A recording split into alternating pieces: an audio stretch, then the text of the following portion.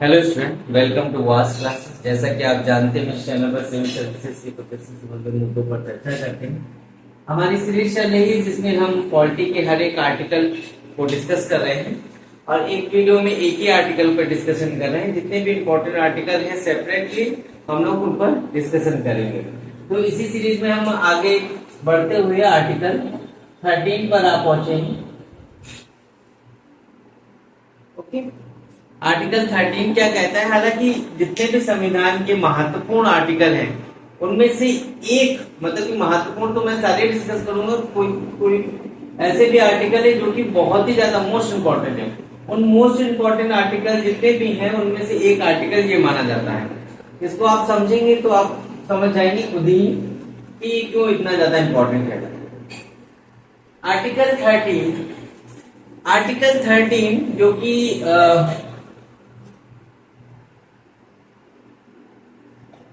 Judiciary को या न्यायालय को यह अधिकार देता है कि वो न्यायिक पुनरावलोकन किसी भी अनुच्छेद का या जुडिशियल रिव्यू कह लीजिए, न्यायिक पुनरीक्षण कह लीजिए, की अनुमति देता है या इजाजत दे देता है, ये आप कह सकते हैं, या शक्ति प्रदान करता है, ये आप कह सकते हैं। ठीक है, तो आर्टिकल 13 बहुत ही ज्यादा इंपॉर्टेंट है, खास करके जुडिशरी के लिए कि वह जुडिशरी को इतनी बड़ी शक्ति प्रदान करता है कि वो अनुच्छेदों का या किसी भी नियम कानूनों का पुनरावलोकन या न्यायिक पुनरीक्षण कर सके। ठीक है, तो ये तो सबसे मुख्य बात थी।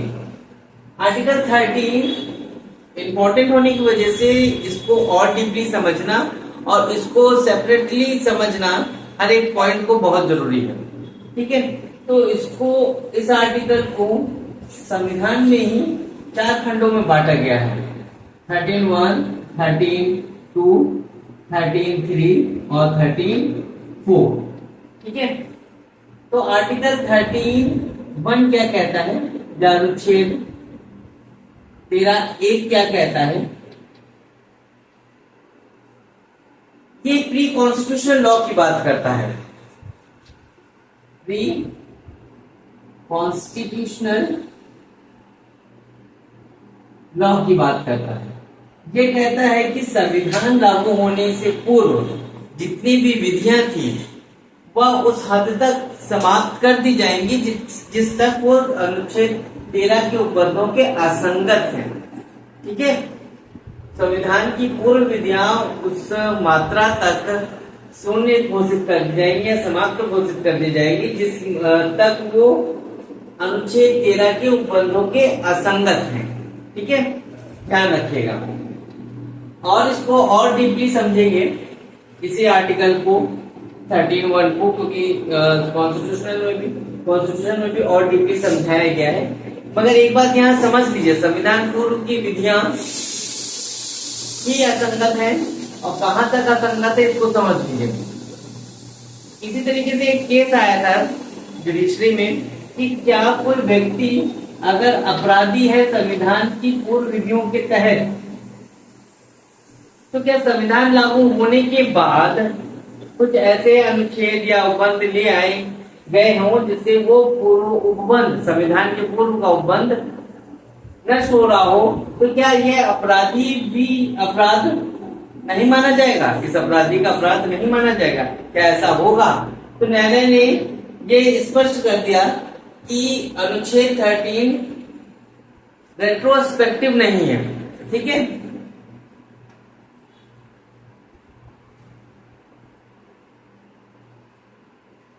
मतलब कि भूतलक्षी नहीं है।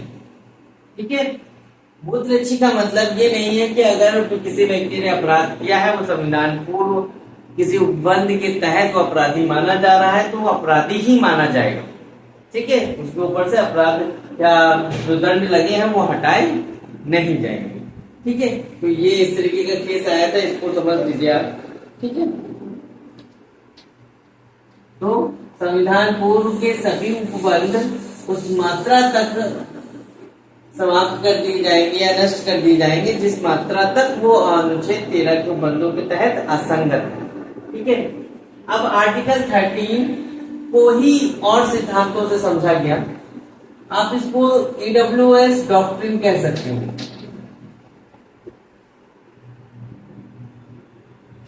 ये मैंने वर्ड बनाया ईडब्ल्यूएस, इकोनॉमिकली वीकर सेक्शन, भी एक सर्टिफिकेट बनता है जनरल वालों के लिए, तो इसको वो ना समझिएगा। यहाँ पे ई फॉर इक्लिप्स है, डब्ल्यू फॉर वेवर है और एस फॉर सेवरेबिलिटी है। ठीक है, तो सबसे पहले डॉक्ट्रिन और सेवरेबिलिटी का सिद्धांत समझ लेते हैं। ठीक है, सेवरेबिलिटी का सिद्धांत समझ लेते हैं। ये सिद्धांत क्या कहता है? इस सिद्धांत ये कहता है कि संविधान पूर्व की विधियां, ठीक है, संविधान पूर्व की विधियां है, कॉन्स्टिट्यूशनल लॉ कह लीजिए। ठीक है, और ये संविधान बाद की विधियां हैं, पोस्ट कॉन्स्टिट्यूशनल लॉ कह लीजिए। ठीक है, तो ये पृथक्करण का सिद्धांत है, इसको समझिएगा। जो जो उपबंध या उपबंध का जो भी भाग जो अनुच्छेद 13 के उपबंध के तहत संगत है, ठीक है, वो तो एक्सेप्ट कर लिया जाएगा, मगर जितना भाग असंगत है उसको नष्ट या शून्य मान लिया जाएगा। ठीक है, ये भाग, इतना भाग तो मिल रहा था तो इसको संगत बना दिया गया। ठीक है, बनाए रखा गया, और जो भाग नहीं मिल रहा था उसको असंगत घोषित कर दिया गया। ये डॉक्ट्रिन ऑफ पृथक्करण का या पृथक्करण का सिद्धांत। ठीक है, अब इसी तरीके एक और सिद्धांत आता है, डॉक्ट्रिन ऑफ इक्लिप्स।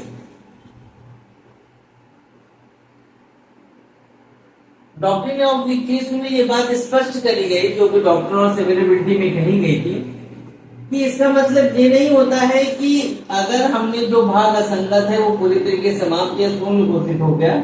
इसका मतलब ये नहीं है। इसका मतलब ये है जो संविधान की पूर्व की विधियां हैं, ठीक है, जो असंगत थी अनुच्छेद 13 के उपबंधों के तहत। ठीक है, ये अनुच्छेद 13 के उपबंध समझ लीजिए आप। तो क्या होगा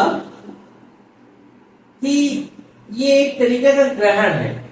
ठीक है, मतलब कि वो उपबंध छुप गए हैं या ढक गए हैं, जो कि अनुच्छेद 13 के तहत असंगत है। ठीक है, 13 उपबंधों के असंगत है, वो ढक गए, वो पूर्णतः समाप्त नहीं हुए। डॉक्ट्रिन ऑफ इक्लिप्स में ये बात कही गई, वो उपबंध पूर्णतः समाप्त नहीं हुए हैं। मतलब कि अगर इन भविष्य में ये उपबंध जो अनुच्छेद 13 के तहत संविधान में उपबंध लाए गए हैं किसी कारणवश हटा दिए जाते हैं, समाप्त कर दिए जाते हैं, तो जो संविधान पूर्व की विधियां हैं, जो उपबंध है संविधान पूर्व के उपबंध, ये पुनर्जीवित हो जाएगा।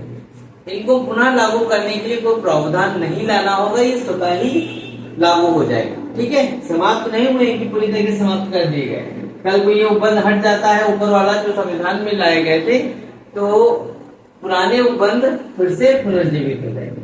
ये डॉक्ट्रिन ऑफ इक्लिप्स है। ठीक है, डॉक्ट्रिन ऑफ वेवर समझ लेते हैं। डॉक्ट्रिन ऑफ वेवर थोड़ा सा हट के है। ठीक है, ऊपर वाले दोनों में से डॉक्ट्रिन ऑफ वेवर क्या कहता है कि आप स्वतः ही अपने मूल अधिकारों को त्याग नहीं सकते, मतलब कि स्वेच्छा से आप मूल अधिकारों को त्याग नहीं सकते। जबकि अमेरिका में ये अधिकार दिया गया है कि कोई भी नागरिक वहां का मूल अधिकारों को, अपने मूल अधिकारों को स्वतः ही त्याग सकता है, मगर भारत में इस तरीके के अधिकार किसी भी नागरिक को नहीं दिए गए। ठीक है, ये डॉक्ट्रिन ऑफ वेवर है, बहुत इंपॉर्टेंट डॉक्ट्रिन है तीनों। ईडब्ल्यूएस डॉक्ट्रिन आप समझ सकते हैं। ठीक है, EWS doctrine, doctrine of severability, doctrine of eclipse, doctrine of waiver. ठीक, तो ये आर्टिकल 13 का पार्ट या पार्ट 1 कह लीजिए, अनुच्छेद 13(1). ये सारा मैंने समझाया यहाँ पे, जो भी आपको यहाँ पे न समझ में आया हो तो एक बार वीडियो फिर से भी आप देख सकते हो, प्लस आप कमेंट बॉक्स में भी कमेंट डाल सकते हैं अपने फीडबैक, क्वेरी, डाउट्स, जो कुछ भी है। वीडियोस अगर पसंद आ रहे हैं तो please like, share and subscribe जरूर करिए, और लोगों को भी देखने का मौका मिले जो कि वास्तव में सीरियसली प्रिपरेशन कर रहे हैं। ठीक है, कुछ ना कुछ उनको मदद मिल जाएगी। तो थैंक यू सो मच, मुझे मदद करने का मौका देने के लिए थैंक यू सो मच।